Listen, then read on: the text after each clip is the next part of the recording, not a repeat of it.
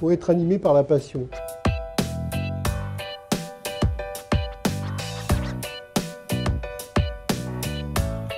Alors cette année, nous avons eu 31 dossiers, c'est un chiffre en progression puisqu'en 2016, nous avions 19 dossiers et l'année dernière, nous en avions eu 21.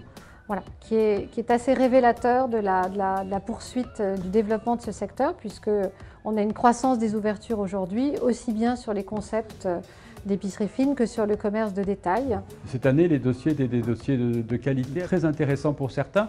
Donc je pense qu'on reflète parfaitement toute la diversité du monde de l'épicerie fine en réalité. Je dois dire qu'il y a d'abord de plus en plus de candidats avec toujours le même profil, des gens courageux, des gens passionnés, des gens qui aiment leur métier, des gens qui veulent faire goûter à leur clientèle leurs bons produits du terroir avec beaucoup d'authenticité. Avec des gens qui font très bien les choses, des choses très différentes, mais c'est chouette de voir autant de diversité dans nos métiers. Avec chacun son concept, chacun ses idées, chacun sa façon de valoriser son métier et son savoir-faire. J'étais effectivement enchanté, tout comme Marie-Édith, que Pierre Hermé cette année nous rejoigne parce que c'est un regard vraiment pointu sur la gastronomie. Il faut être animé par la passion, par l'envie, par le désir, par l'amour du produit.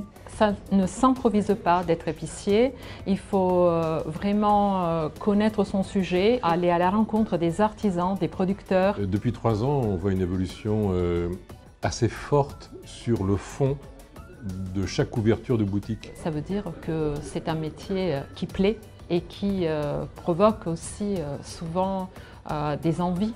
Les gens qui ont la chance de porter des projets comme ça, que ce soit à titre personnel, individuel ou dans une entreprise comme la mienne, ce qui nous anime, c'est la passion. Il ne faut jamais perdre de vue le produit, la façon dont il est fabriqué, la traçabilité, qui sont aujourd'hui des critères très importants. Il ne faut pas que la décoration, que le projet supplante le produit.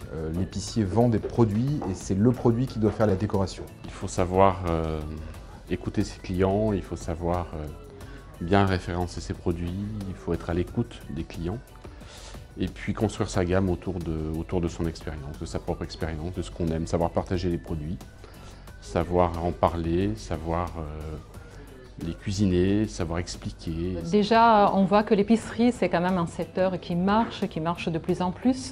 Il y a une grosse tendance qui s'avère de plus en plus importante pour la mixité épicerie-restauration. Une extension du produit frais qui est très significative. Et aujourd'hui, les produits d'épicerie fine sont de plus en plus soignés. Je ne parle pas du goût, je parle de sa présentation, je parle de la façon de le consommer et la façon d'en parler.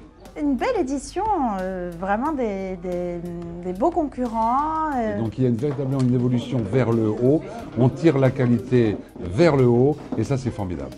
Il y a beaucoup de gens qui laissent tomber les anciens métiers et qui font de la reconversion. Donc bienvenue à l'épicerie fine.